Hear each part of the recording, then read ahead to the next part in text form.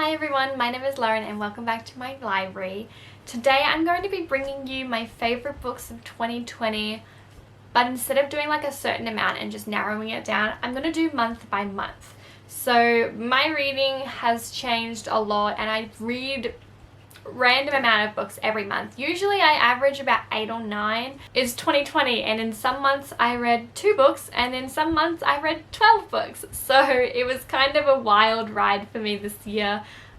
And I just want to go back through and talk about the books that I loved. So before we get started, if you could please like this video, that would really help out my channel. And if you could subscribe, then you can join this chaotic channel.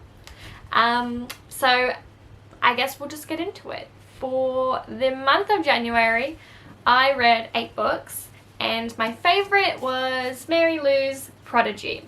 So this is the 3rd book in the, I guess it's a series now because the 4th book came out recently at some point. And I was slowly making my way through these. My boyfriend actually picked this out for my TBR. That's in one of my previous videos. I will link that in the description below if you're interested. And I think this was the only book that I read that he actually picked out for me. So I ended up really enjoying it. I love, is it Day and what's the other girl's name? June. I love June and Day's story and how they're going along, and I'm really interested. I haven't even read Rebel yet, but I'm gonna get there. And I haven't found it in hardcover at secondhand yet, so yeah, I'll get there one day. But I really enjoyed this one, and I honestly don't remember too many of like the defined details, but I just know that I loved this series so much and I cannot wait to continue it. So in February I read 9 books, and my favourite out of all of those was Heartstopper Volume 3 by Alice Oseman. I absolutely love this series and I cannot wait for the 4th one to come out. This is just such a wholesome, lovely read. Like, Nick and Charlie are my babies and I just love them so much. And I just love it. Honestly, I cannot say anything other than that. Like, if you haven't read this, I urge you to please go and read this. It's like a little graphic novel. I'm pretty sure everyone has heard of this by now. It's absolutely adorable. It is 100% worth the read, and I obviously rated this one 5 stars. For the month of March, I ended up reading 7 books, and my favourite one by far is something that I still hold on like a pedestal above everything else, was A Darker Shade of Magic by V.E. Schwab. I read this for the first time this year and it was amazing. I absolutely loved it. I love Kel and Lila and the different Londons and how they can travel through them and things like that. I absolutely adored this series, and I haven't put the other books on here even though they were like one of my top favorites for the months that I read them in, but I figured this series as a whole was absolutely phenomenal, and I finished it, but I just want to go back and reread it. Like, I absolutely loved this world and it was just so good, so good. So in April I was doing pretty good and I ended up reading 9 books in April. My favourite by far, without a doubt, something that I still think about to this day, is The Simple Wild by K.A. Tucker. This book, I think, absolutely changed my opinion on adult romances. I cannot get over how much this book affected me. I didn't know that I was so invested in like small town romance until I read this book. I'm so thankful that this book came into my life and my library had it and I could read it, because like this just blew me away. So in May I was a part of a readathon for The Hunger Games. It was the first time it had ever happened this year, and it was just such a good readathon. I enjoyed it so much and I read some great books out of it. The first one I read for the month is actually the favourite out of the entire month, which is Letters to the Lost by Bridget Kamira. I picked this up thinking that it was a historical romance and that it was like letters from war and like they'd just been lost and someone found them, and it was so much better than that. I cannot tell you how much this book affected me. I read it, I think I was like, it was an hour before work and I was like, I'll just pick it up and like read a chapter and see if I'm feeling it, and I ended up reading it for the entire hour and I was just like considered calling in sick to work so that I could finish this book in one day. I was so invested in it. It was so good.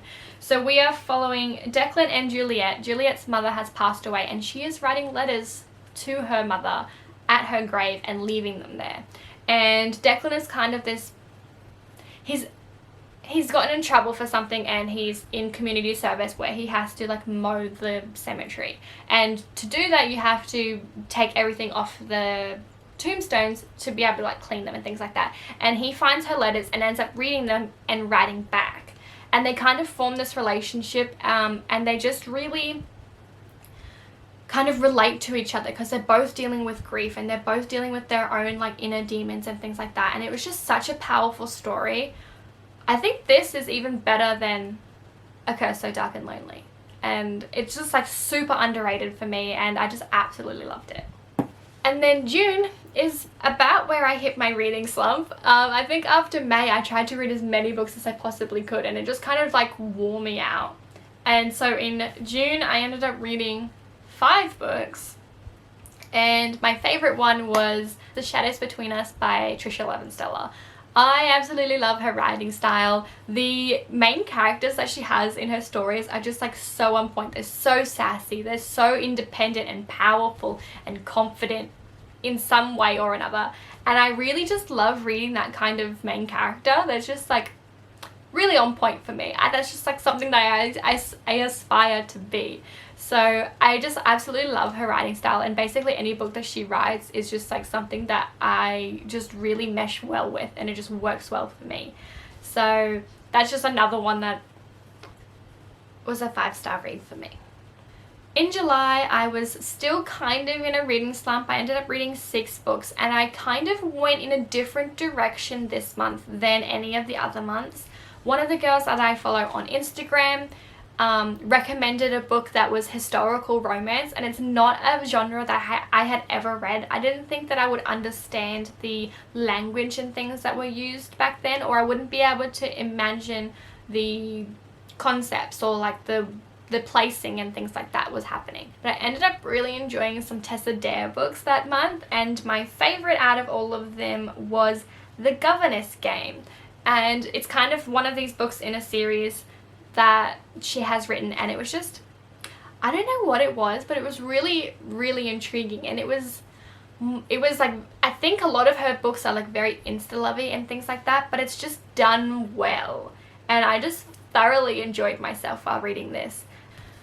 And then I think in August I kind of ended up coming out of my reading slump and I ended up reading 9 books for the month. I ended up starting with Loveless, which is my favorite for the month. I love Alice Oseman's writing and I have read a few of her other novels and I really did enjoy them. I think this one is something that I really related to because of the representation within this novel.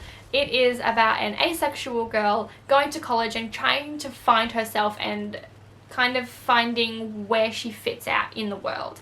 And I just really loved this novel. I think that the representation was absolutely fantastic and very on point and something that I found very relatable, and it just kind of helped me a little bit in the way that I needed, I guess, at the time. And I was reading my review for this one. I just write a few sentences for each book that I read just to kind of like explain why I rated it like that or like how I felt. And I said that this is the first book that I've ever seen myself so clearly in a main character, and I think that's why I just loved this book so much. It just means a lot to me, I think, and I'm just very appreciative that something like this is out there in the world for other people to read and other people to relate to or find some substance to it so that they can understand themselves a little bit better, and I just really appreciate that. So I think that's why this one was my favorite. And September, I ended up coming back through it. I ended up reading 10 books, and my favorite one out of September was Darius the Great Deserves Better. So he ends up going back to his home country, to Iran, which he's kind of never been to before, and he thinks that he's going to find his roots and kind of find more of himself there. He ends up meeting this boy and they play soccer, and it's a lot of mental health representation within this. I think he struggles with depression and anxiety, and I think that the way that this is written, this second book, really made me reflect on how I perceive things and how I accept things and what I'm giving out to my friends and the world. And it really just made me second guess or like sit and think about what kind of good I am putting out into this world. And I think that's why this was something that really stuck with me, because it made me think and it made me change my perspective on things and try and be a better person. And I think that I love that with reading. I love that I can take these lessons in life and find them in books and be able to put them into my real life and become a better person or more aware of what I'm doing just by reading someone else's story. And I just find that so special and I just love it. So I'm really thankful that I ended up reading this one. I absolutely loved it. It was such a phenomenal story, and I really hope that there is more to Darius' story, because I didn't want it to end there. So in October I ended up reading 9 books, and my favourite was Twice in a Blue Moon by Christina Lauren. I'm honestly surprised there aren't more Christina Lauren books on here, because I have read so many of them this year. It is crazy. To be honest, I get a lot of Christina Lauren books mixed up with each other. They kind of all just like merge into like one big story. So I don't remember like specifics on this story, but I do know that we are following, I think it's Tate and Sam. And so Tate is like this, her father is a celebrity, and they end up meeting on this holiday, and Sam ends up selling the story to the press. And so she's obviously heartbroken. She thinks that he's like the love of her life, and she just kind of moves on with her life and is becoming an upcoming actress. And she's, I think, about to do like a big something. She's about to step into her big break, and Sam shows up, and they kind of have to navigate what their relationship is going to be like and come to the terms with why he did what he did. So I think this one was really interesting. I think, though I didn't agree with what Sam did, I understand why he did it. I think he ended up doing it because his mother or father was sick and they needed to pay like medical bills or something like that, and he knew that that was like the easiest way for him to get his money. Like there was no other way he could get that amount of money. So despite what he wanted to do, it was something that he had to do. And I think it was really interesting, and I really enjoyed this book. I don't think it's my favorite from them, but the months that I did read their books, I just read so many great books that I didn't end up picking them. So this was the best one for this month, but it wasn't my favorite from them from the whole year, which is wild. Then in November, I ended up reading 1, 2, 3, 4, 5, 6, 7, 8. I read 8 books in November, and my favorite was The Invisible Life of Addie LaRue by V.E. Schwab. So I ended up rating this one 4 stars. I don't think November I had a very good reading month. I read some quite average books, but this ended up being my favorite out of the month. There are a few things wrong with this that I didn't love.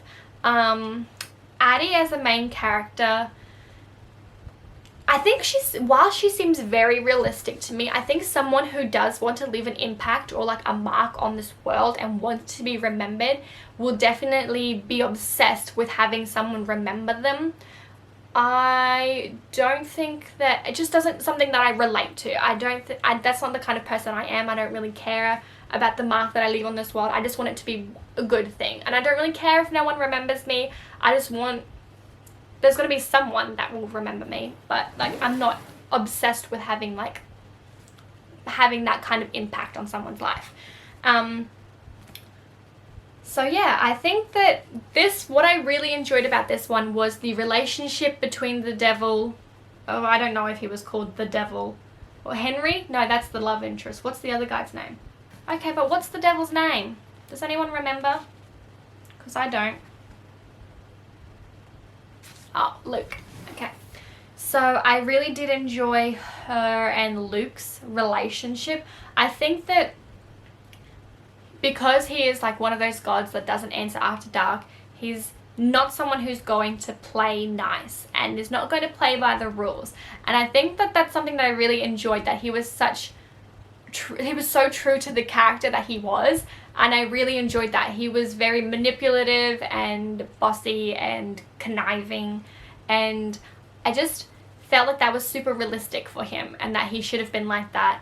And I really enjoyed the ending where, I'm not going to spoil it if you haven't read it, but I did really enjoy the ending of this one, and I kind of want to know more. Like, I want there to be more to the story than how she left it, because the way she left it, I think that next story could be way better than this one. I think this one left out a lot of important things. Like, she's basically lived for 300 years, and I feel like all of the important historical things that happened in our world were not in here. There was like tidbits of them, like little brief things about it, that she was there, but there was never any actual references to,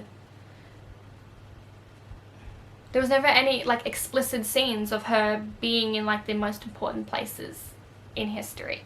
And I feel like she did talk a little bit about being like a spy and things like that, and I just would have loved to have known about that more than her going back to her hometown. Like, I feel like that would have been more interesting to me. But I still really enjoyed this one. It wasn't the best. And then in December, I ended up reading a massive 12 books. I cannot believe that I read that many. That is just like wild to me. I had a lot of trouble narrowing down my favorite for this month, because I ended up reading 6 5-star books for December. So I had a brilliant reading month in December and just wanted to keep reading. I think I'm going to do 2 because I can't narrow it down to just 1. So the first one that I really enjoyed was Boyfriend Material by Alexis Hall.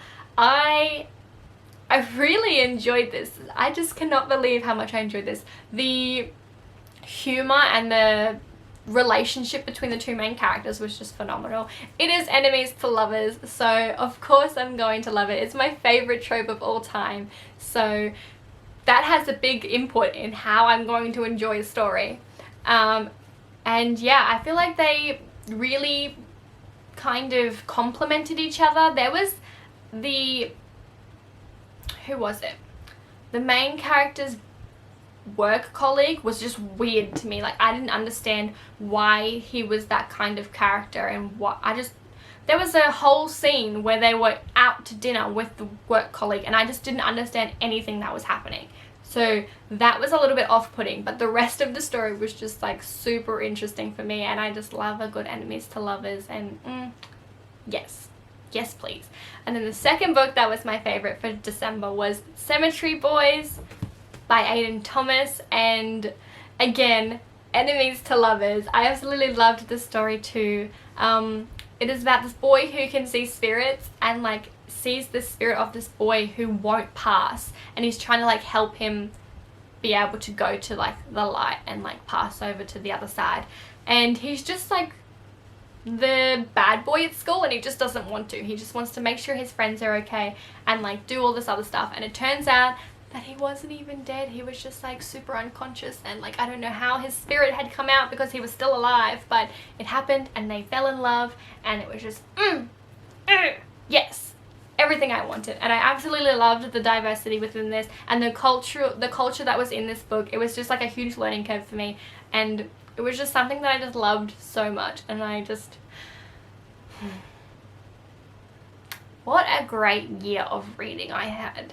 To be honest, most of the months were a bit like up and down for me, but this whole last month just sums up the reasons why I rate my books so high to begin with, because the end is all I remember. I don't remember the start most of the time, and I base everything off of the end. And this was just such a good way to end this year that I couldn't be happier.